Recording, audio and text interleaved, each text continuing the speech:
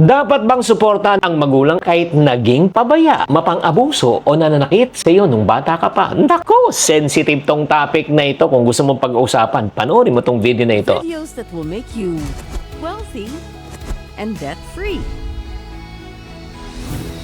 Hi there, this is Chinky Tan, your pambansang wealth coach. Naku, naging mainit na usapan na ito. Lalo na nung panukalang batas na Parents Welfare Act kung saan required daw ng mga anak na suportahan ang mga magulang pag tumanda na sila. Paano nga kung ang magulang ang unang nanakit? Ngayong araw, we're not just talking about money or support. We're talking about emotional justice. Kasi may batas nga na gustong ipasa na kahit na hindi ka umaaruga, inaalagaan ng minamahal mong magulang, pwede ka nakasuhan ngayon dahil sa kulang sa support. Sandali, makatarungan ba yun? Naging mainit ang usapan kasi kinausap ako ng panganay ko. Sinabi niya, paano kung yung magulang pabaya, nambugbog, iniwan, wala namang binigay kundi trauma. Ngayon, nagbabalik at gusto nila ng respeto, gusto nila ng tulong at legal na obligasyon. Tama ba yun?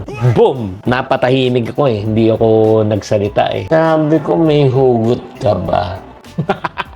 Sabi hindi naman. Kung ikaw isang batang pinalaki na sa takot, sa trauma, responsibility mo pa ba na talagang alagaan yung taong nanakit po sa iyo? Maraming tayong mga kababayan na naging biktima po ng pang-aabuso sa sariling tahanan. Minura, pinabayaan, pinalayas, pinalo ng sinturon, pinabayaan na magutom, o iniwan na lang na tuluyan, walang sustento, walang yakap. Ngayon, dahil matandaan na sila, obligado ka na ba talaga? Alam mo, under the Parents Welfare Act proposal po, ang provision na nagsasabi ang anak ay may moral na legal duty to support their aging parents. Yung batas na yan. Ang sabi po ng batas, responsibilidad mo kung may kakayanan ka, that's number 1. Number 2, kung wala na rin kakayanan yung magulang dahil bedridden, may sakit, at saka hindi na talaga kayang kumita. Pero kung kaya pa talaga nila magtrabaho at walang sakit, 40-50 nag-acting na retired na, wala kang obligasyon. Pero ito yung crucial. Walang klarong exemption talaga kung ang magulang ay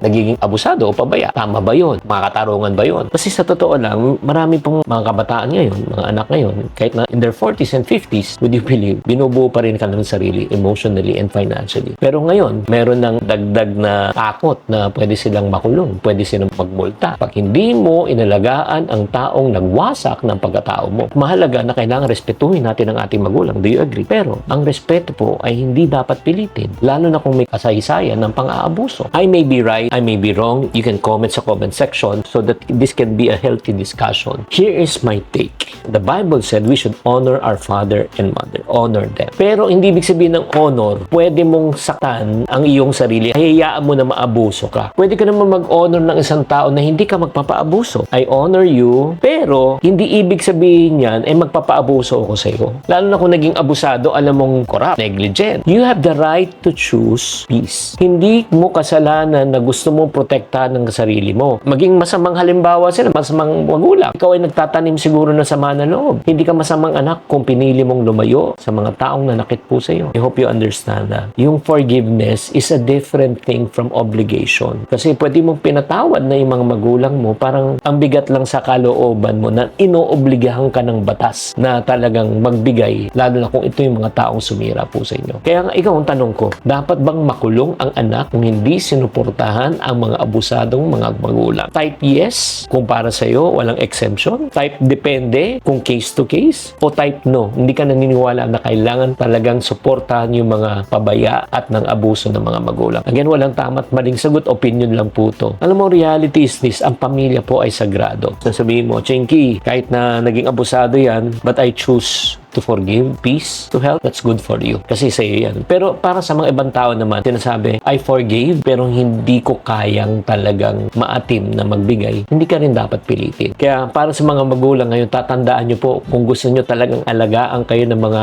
anak ninyo pagtanda nyo, alagaan mo rin sila habang bata pa sila. At kung anak ka naman, na may sakit pa rin pinagdadaanan, gusto kitang yakapin at sabihin, hindi mo kailangan ikulong ang iyong sarili sa guilt. If you need someone want to talk to, if you need healing, maniwala ka, healing is also financial freedom. Peace is also a form of wealth. Makipag-usap kayo sa isang counselor. If you need one-on-one coaching with me, please reach out to me. Kung gusto mo pang ganitong klaseng mga real talk mga kapatid, don't forget to like, comment, and share this video. Subscribe na rin po kayo dahil dito po, hindi kami nag-iipon lang ng pera. Hindi rin kami nag-iipon ng sama ng loob. Nag-iipon kami ng lakas ng loob, ng tamang prinsipyo at tunay na katarungan. Ako po si Chinky Tan, ng inyong pambansang wealth coach, laging nagpapaalala, tamang karunungan, tamang disiplina, ang susi sa pagyaman. Chinky Tan, with over 6 million Facebook followers, 2.8 million YouTube subscribers, and 2.4 million TikTok fans, is now all out to share with you the most practical, simplest path to lasting wealth.